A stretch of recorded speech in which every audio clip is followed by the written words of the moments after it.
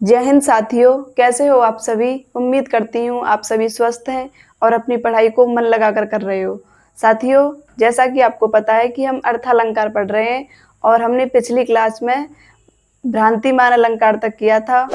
आज हम करेंगे विभावन अलंकार से स्टार्ट। तो चलिए क्लास स्टार्ट करते हैं। तो हेडिंग डालिए आप, विभावन अलंकार।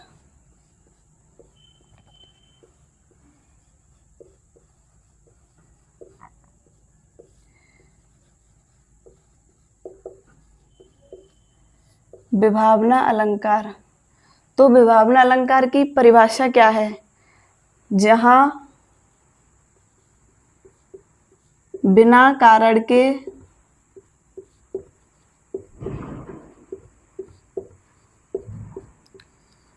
कार्य हो ना पाया जाता है, वहां क्या होता है? वहां विभावना अलंकार होता है। कैसे होता है? उदाहरण देखिए।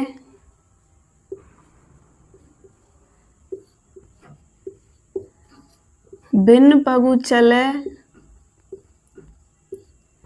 सुने बिन काना।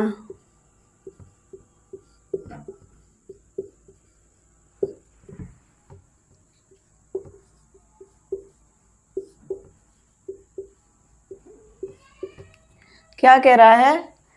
बिन पगु चले सुने बिन काना, यानी कि बिना पैरों के चलता है और बिना कानों के सुनता है। ठीक है, इसमें परिभाषा में क्या है? जहां बिना कारण के कार्य हो ना पाया जाता, यानी कि कारण कोई भी नहीं है लेकिन कार्य फिर भी हो रहा है। उदाहरण, बिना पैरों के चल रहा है और बिना कानों के सुन रहा है, तो वहां क्या है? विभावना अलंकार होता है। ऐसे ही और उदाहरण देखिए।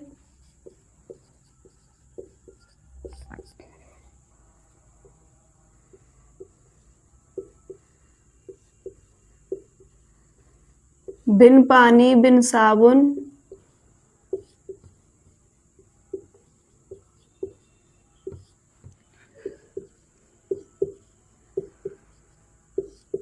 निर्मल करे सौभाग्य।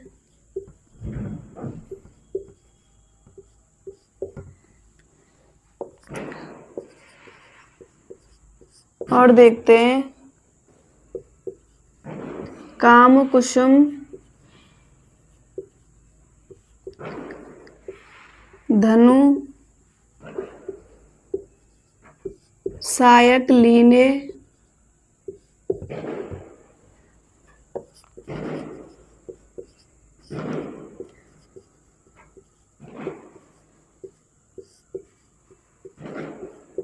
आय।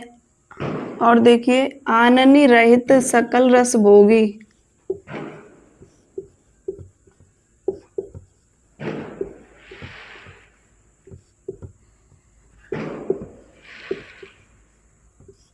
बिन वाणी वक्ता बड़ जोगी। ठीक है, अब इन्हें हम समझते हैं, इनका क्या अर्थ है। तो सबसे पहले विभावना क्या है? विभावना बिना कारण के कार्य होना। कोई भी कारण नहीं है लेकिन फिर भी कार्य हो रहा है। ऐसे काम कुसुम धनु सायक लीने। काम काम है, कामदेव जी को बोला गया है। कामदेव जी के पास फूलों का धनुष है, फूलों का धनुष है, जिससे किसी को भी हानि नहीं होती है। ठीक है, जिससे किसी को भी हानि नहीं होती है। आननी रहित सकल रस भोगी। आननी होता है अहंकार के बिना रहित सकल, और स्वरूप आकार के बिना भी रस भोगी। रस होता है सौंदर्य, सौंदर्य का भोग करता है। ऐसे ही बिना वाणी के भी बोलता है। ठीक है, यानी कि कारण नहीं है लेकिन फिर भी कार्य हो रहा है। आगे दूसरा अलंकार देखते हैं,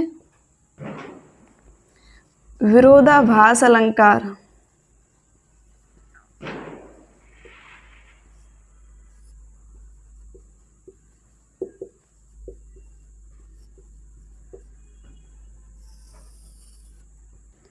जहाँ वास्तविक विरोध न होकर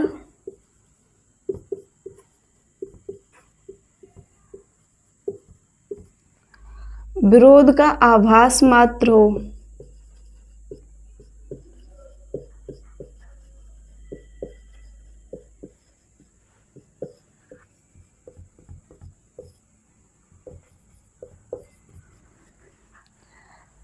विरोधाभास अलंकार, विरोधाभास का क्या मतलब है? विरोध का आभास, विरोधाभास विरोध का आभास। तो वही परिभाषा कह रही है, वास्तविक विरोध नहीं होता है लेकिन विरोध होता है। हमें ऐसा लगता है कोई जो हमसे बात करता है कि वो हमारी बातों का विरोध कर रहा है, लेकिन वो सीधे तरीके से नहीं बोलता है, सीधे तरीके से नहीं बोलता है वो कि वो हमारा विरोध कर रहा है, लेकिन फिर भी विरोध होता है। उदाहरण देखिए,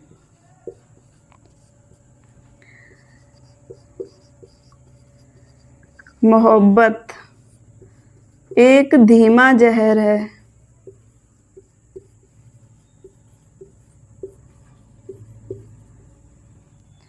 जो भी कोई कह रहा है वो हमें सीधे तरीका से नहीं कह रहा है कि मोहब्बत ना करो, वो कह रहा है मोहब्बत एक धीमा जहर है। भीड़ में हूं फिर भी अकेला हूं।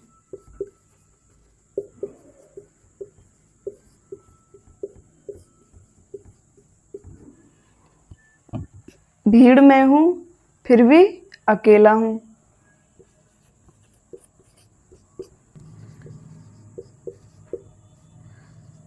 ज्यों-ज्यों बूढ़े श्याम रंग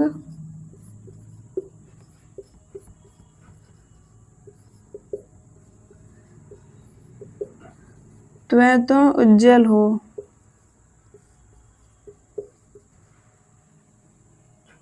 इसके लिए यहाँ एक नोट लिख लो, ठीक है? यहाँ एक छोटा सा नोट लिख लो।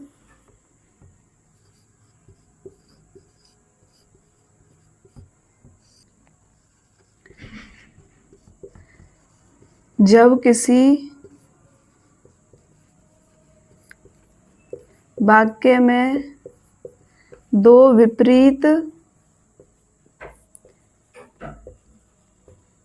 अर्थ वाले शब्द या विचार प्रस्तुत किए जाते हैं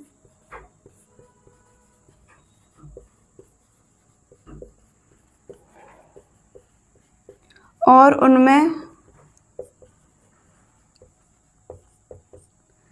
सामंजस्य भी होता है।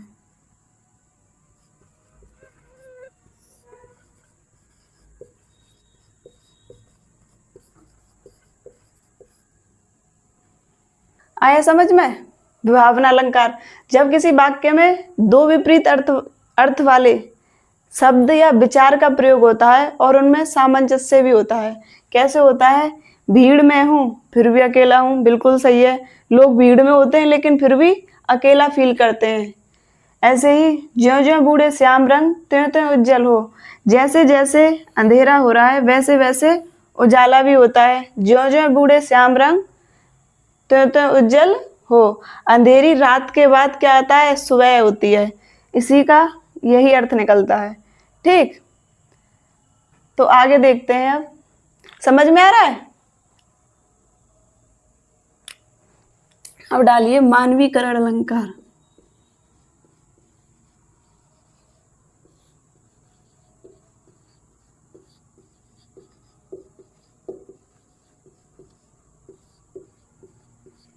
मानवीकरण अलंकार, जहां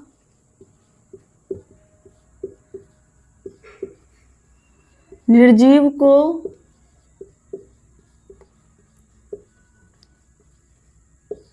सजीव की तरह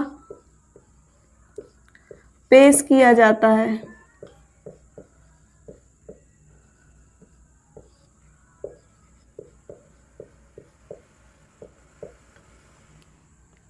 जहां निर्जीव को सजीव की तरह पेश किया जाता है। कैसे?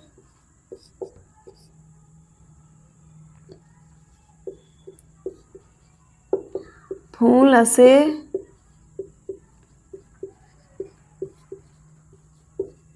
कलियां मुस्काई। फूल हंसे कलियां मुस्काई। ऐसा हो सकता है कि फूल कभी हंसे, कलियां मुस्कुराती हो, हुआ कभी? निर्जीव है, ये निर्जीव है, लेकिन सजीव की तरह पेश किया जा रहा है इन्हें। ठीक, और देखिए, देखो मेघ आए बड़े बन ठनके। देखो बादल बड़े सज सवर के आए हैं, मेघ आए बड़े बन ठनके।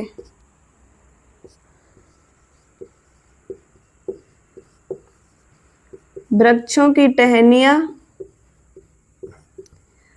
बादल से बातें करती हैं।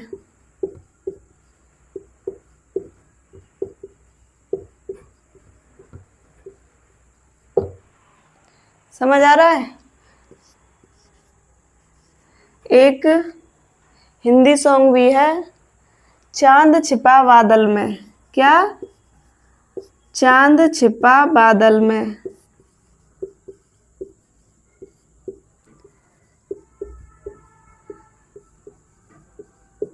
शर्मा के। चांद छिपा बादल में शर्मा के। चांद कभी शर्माता है क्या? बताओ, शर्माता है? लेकिन यहाँ कह रहे हैं चांद छिपा बादल में शर्मा के, यानी सजीव की तरह प्रस्तुत किया जा रहा है। शर्माती तो लड़कियां हैं, लेकिन यहाँ क्या कह रहे हैं?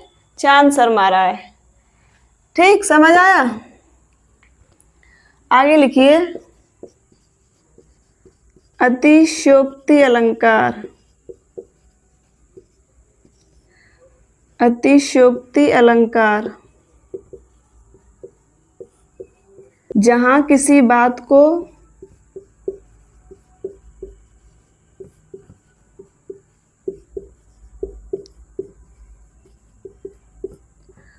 बढ़ा चढ़ाकर प्रस्तुत किया जाता है।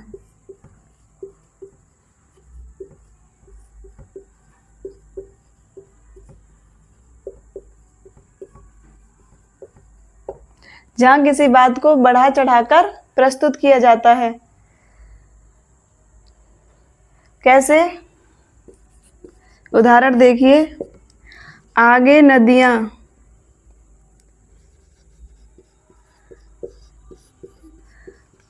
आगे नदियां पड़ी अपार,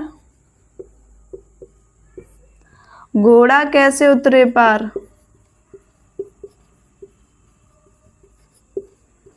घोड़ा कैसे उतरे पार, राणा ने देखा इस पार।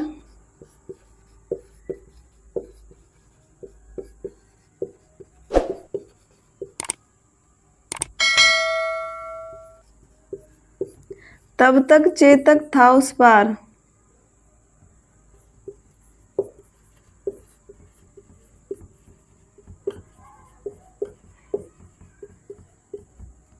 तब तक चेतक था उस पार। यहाँ पे क्या हो रहा है? यहाँ पे चेतक की फुर्ती को बताया जा रहा है। ठीक, यानी कि चेतक में फुर्ती कितनी है उसे बढ़ा चढ़ा के बोला जा रहा है। वही तो है बढ़ा चढ़ाकर प्रस्तुत करना। ऐसे देखिए, मैं तुम्हारे लिए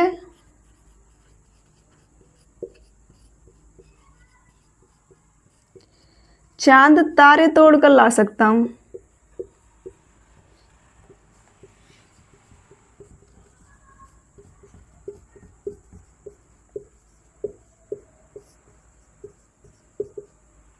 ऐसा कभी हुआ है आज तक? नहीं हुआ। लेकिन ये क्या है? ये हम प्यार की गहराई को दर्शाता है। ये क्या है? प्यार की गहराई को दर्शाता है। मैं तुम्हारे लिए चांद तारे तोड़कर ला सकता हूँ। तो अगर आपसे कोई बोले तो ध्यान रखना कि ये अतिशयोक्ति अलंकार है। ऐसे ही हनुमान की पूंछ में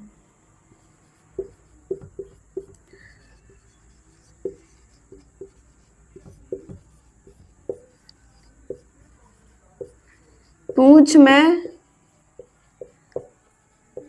लग ना पाई आग,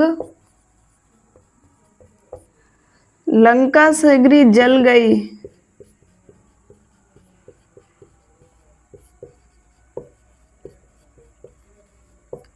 गए निशाचर भाग। यहाँ क्या है? यहाँ श्री हनुमान जी संकट मोचन की शक्तियों का बखान किया जा रहा है, यानी कि उनमें इतनी अपार शक्तियां हैं कि उन्होंने पूंछ से लंका भी जला दी लेकिन उनकी पूंछ भी नहीं जली। ऐसे ही बाल समय रवि बख्शी लियो,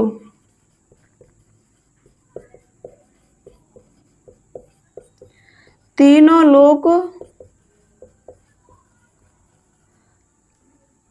भयो अंधियारो।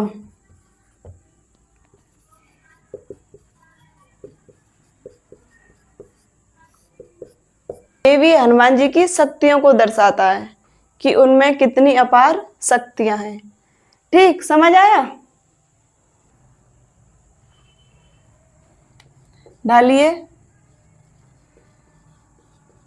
व्यतिरेक अलंकार। व्यतिरेक अलंकार क्या है? जहां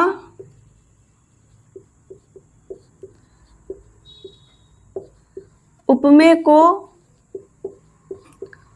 उपमान से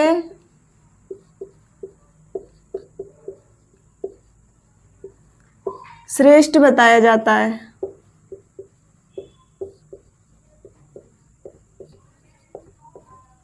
कैसे? ये क्या है? व्यतिरेक अलंकार उपमा अलंकार का उल्टा, उपमा का उल्टा है। ठीक,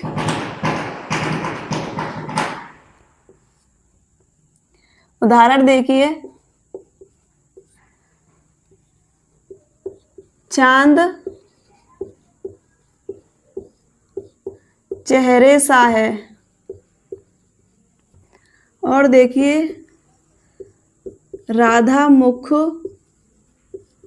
को चंद्र कहते हैं।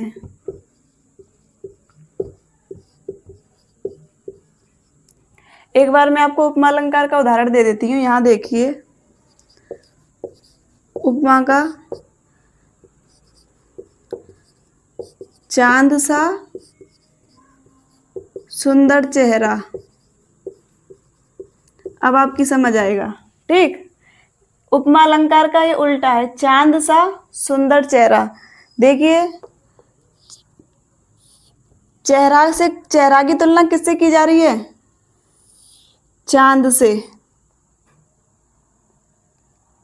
किससे की जा रही है? चांद से। और यहाँ क्या है? चांद चेहरे सा है, चांद चेहरे सा है। इसमें चांद की तुलना चेहरे से की जा रही है। समझ आया? इसमें चेहरे की चांद से, इसमें चांद की चेहरे से। तो क्या व्यतिरेक अलंकार उपमा अलंकार का उल्टा होता है। ठीक, ये देखिए राधा मुख को चंद्र कहते हैं। मुख को क्या कहते हैं? चंद्र। मुख को क्या कहते हैं? चंद्र। मुख को क्या कहते हैं? चंद्र। चंद्रमा के समान मुख नहीं है, मुख चंद्र है। क्या है? मुख चंद्र। समझ आया? और उदाहरण देखिए। यहाँ देखिए नवल किशोर मुख ज्यों ही देखो मुख चंद्र। मुख चंद्र, चंद्र ज्यों ही देखो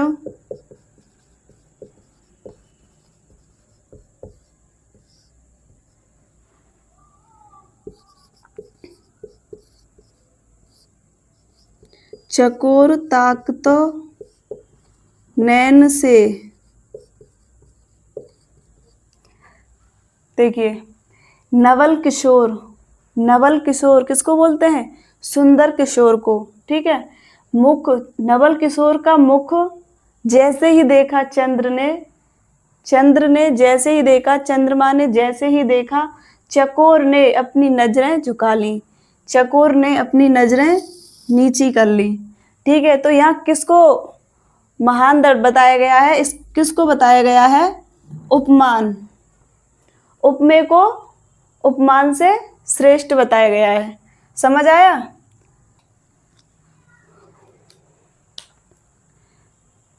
तो दोस्तों आज की क्लास हम यहीं ख़त्म करते हैं। अब बाकी 3-4 अलंकार और बचे हैं, वो हम अगली नेक्स्ट क्लास में कराएंगे आपको। तो अगर वीडियो आपको अच्छी लगी हो तो लाइक करें, शेयर करें, कमेंट करें और सब्सक्राइब कर लें चैनल को। ठीक, तो मिलते हैं आगे की क्लास में।